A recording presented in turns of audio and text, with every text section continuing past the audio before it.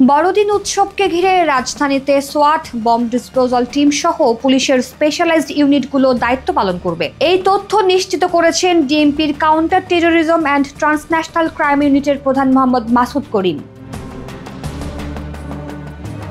এর আগে Saint Mary's cathedral চার্চে ডিএমপির সিটিটিসি সোয়াট বম ডিসপোজাল টিম ও K9 টিম জরুরি পরিস্থিতি কিভাবে সামাল দেবে তার একটি মহড়া করে। এ সময় ডিএমপির বিভিন্ন পদমর্যাদার ঊর্ধ্বতন কর্মকর্তা ও সেন্ট মেরিস ক্যাথেড্রাল চার্চের ফাদার উপস্থিত ছিলেন। সিটিটিসি বলেন, 25 ডিসেম্বর খ্রিস্টান ধর্মাবলম্বীদের প্রধান উৎসব বড়দিন। এই উপলক্ষে ঢাকা মেট্রোপলিটন পুলিশ প্রয়োজনীয় সব নিরাপত্তা ব্যবস্থা গ্রহণ করছে। নগরীর প্রতিটি চার্চে সাদা পোশাকে ও ইউনিফর্মে পর্যাপ্ত সংখ্যক পুলিশ মোতায়েন করা হয়েছে। বর্তমানে সেনাবাহিনী পুলিশের সঙ্গে আছে উল্লেখ করে তিনি বলেন, তারাও মাঠ পর্যায়ে কাজ করছে। সবার সহযোগিতায় অত্যন্ত আনন্দঘন পরিবেশে বড়দিন উদযাপিত হবে।